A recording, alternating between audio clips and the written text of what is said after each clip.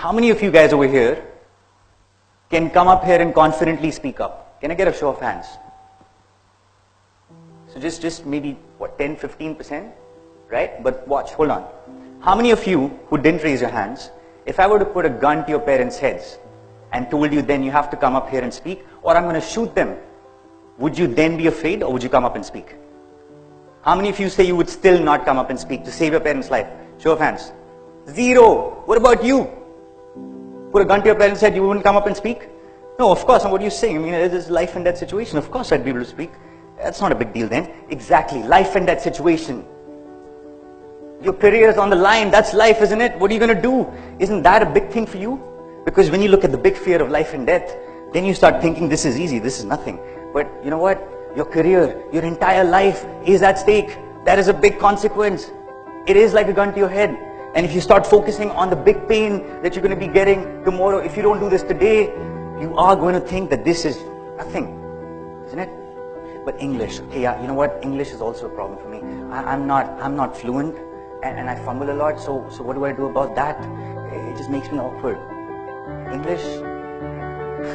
What about all the successful Europeans who speak in broken English all the time? People are not judging you on your English speaking. People are testing you on your confidence.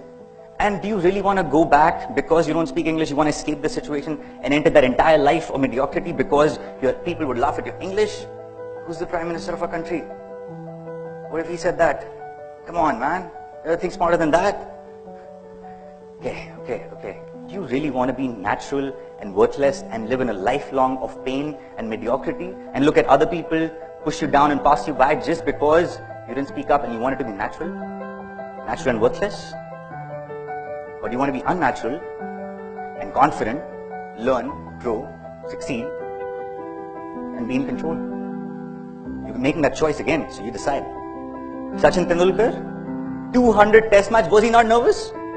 Of course he was. 100 century, every single century he scored, he was nervous. Every time he wanted to get off the mark, he was nervous. And we're talking about Sachin Tendulkar, 200 test match, 20 years of career, and he was still nervous. I am not saying that you're not going to be nervous. You are going to be nervous. You are going to be feeling a little scared. Okay?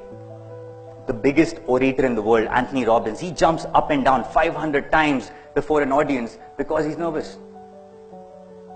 So you are going to be a little scared. Your heartbeat is going to be a little crazy. But that's how you use it. You want that energy. Okay? So you want to breathe.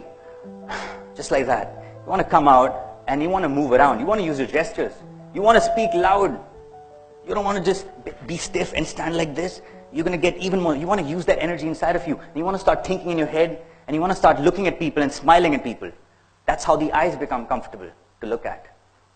So you want to use that energy. And every single time you get more nervous, you're going to have to look at that picture of pumping up your fist and saying, you know what, I'm ready for this challenge. Because there is no other choice, frankly, is there? So nervousness is going to happen. And slowly, you're going to build it up into confidence.